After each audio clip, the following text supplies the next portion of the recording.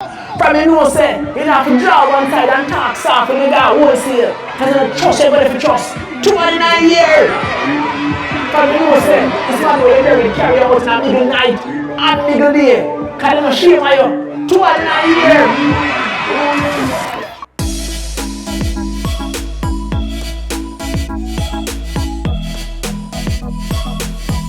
Let that sink in.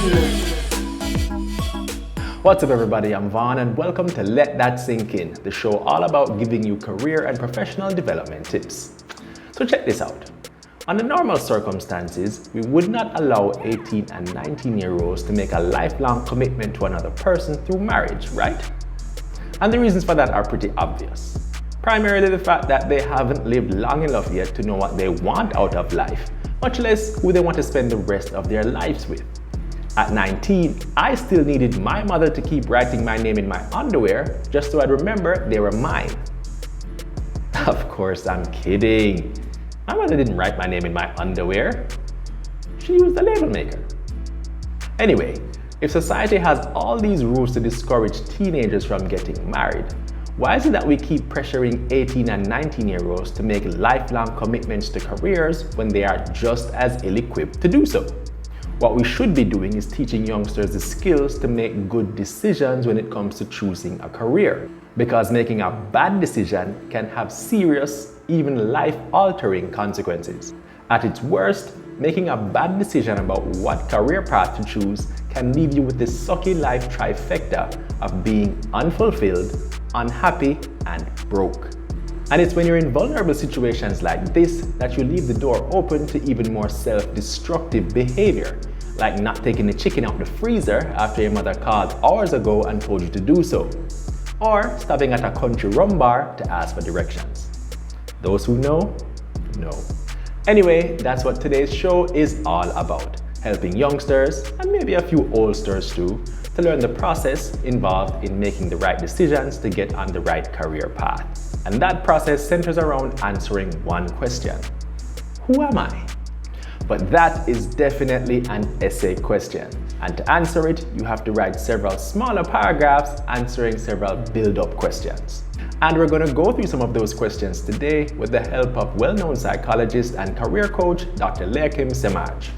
Alright, so the first question you need to ask as you start contemplating your professional purpose is, what can I give? And I don't mean how much you can bribe the interviewer to throw out resumes of persons more qualified than yourself. One interesting question, if you ask yourself, what do you want to give? Not get, what do you want to give? What do you want to give your country? What do you want to give your family? What do you want to give your children? Because using the philosophical premise that it is out in giving that you get. It's also very important at the start of your career search to put aside the idea that your chosen career will fulfill you all the days of your life. Data shows that people are likely to change jobs or careers several times during their lifetime.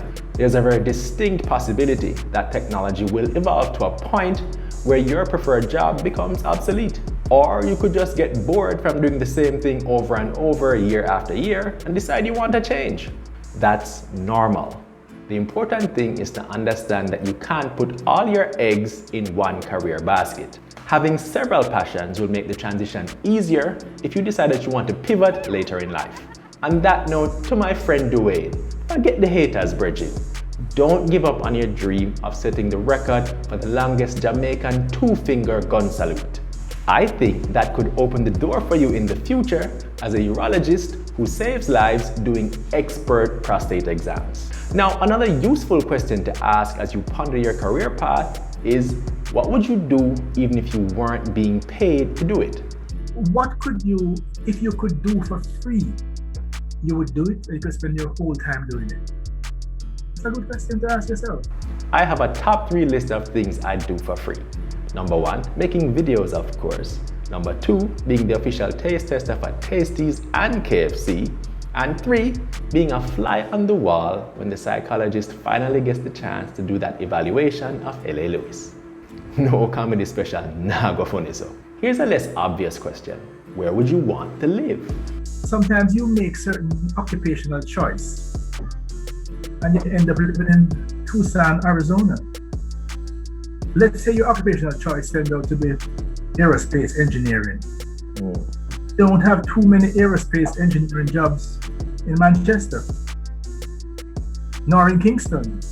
So you have made a decision that you're going to be living where? Somewhere in Florida or in Texas, or so if you start by answering the question, so there are many Jamaicans who end up living in some places that they never thought of, they never wanted. I can relate to this one personally. I mean, at one point, I wanted to be a taxi man.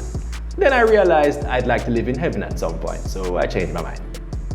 Now, here's a more practical question Dr. Semaj recommends that you ask yourself. Another question, how would you like to live? Be very specific. You want to live good?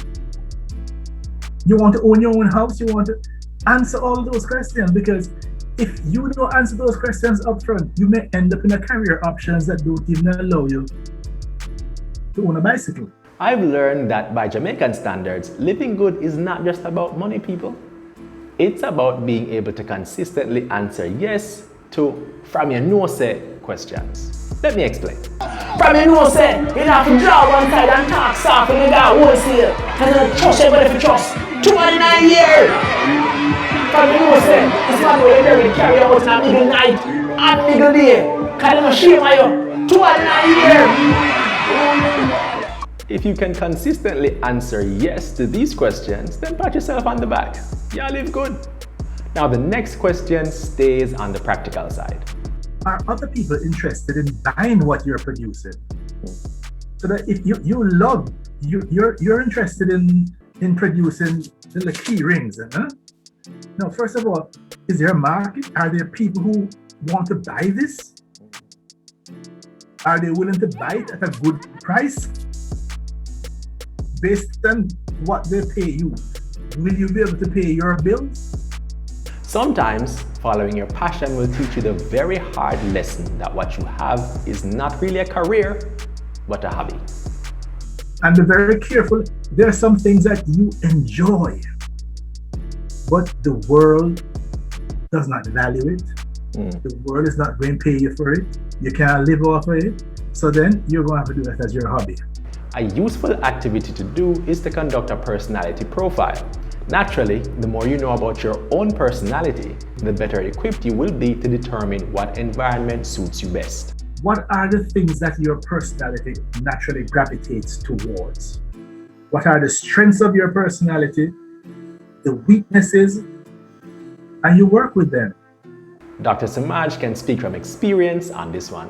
One of the elements of my personality type is that I find it very hard to take orders from people who have less sense than me.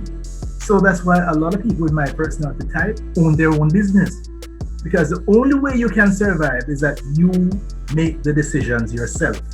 I feel that there definitely needs to be a personality profile requirement for every person who works at a Jamaican cook shop overseas. Because customer service in these establishments is scarcer than melanin and 2016 Vibes Cartel. It's like you order some oxtail and get a free side of emotional trauma and insults. To you, Keisha will work in a jam down cook shop in a foreign. My doctor says my head is perfectly proportional to a person my height. She said my favor hot air balloon can me take too long for order. It's not funny.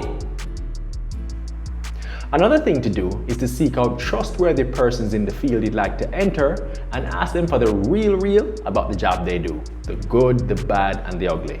It's smart to do that because, well, people lie.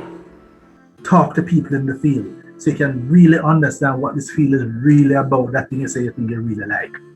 Because, you know, this notion, you see the glamour and the glitter, but not a better role, you know. You don't understand how fast and get him going, but you need to talk to people. Don't just look at the thing on the outside. I want to be a doctor. You understand what a doctor's life is like. You might see a professional and think, wow, that person has it made. But in actuality, they probably work 90 hours a week and barely see their families and have to put up with horrible working conditions, things like that. No situation is perfect, and it's up to you to decide if you want the job bad enough to deal with the negative side of it. Okay guys, so this is where things kind of take a left turn. It's the last piece of advice, so listen carefully, because this one is kind of important. You know how they always tell you to follow your passion and that if you do what you love, you'll never work a day in your life? That sentence is incomplete. Here's the part they always leave off. Only follow your passion if, and only if, you're actually good at it. Imagine you're passionate about something and you can't do it. That notion, but I just love art. But boss, art don't love you. You can't do it. You're incompetent. So passion alone is misguided. This notion, follow your passion, that is utter foolishness. Be passionate about something that you're good at. Be passionate about something that the world wants and willing to pay for. If you're just passionate about something that just you alone enjoy, that is your hobby. If you can find that sweet spot where one, you enjoy doing it. Two, you are good at it. Three, the world wants it. And four, the world is willing to pay for it. You're good. Let that sink in. So let's recap.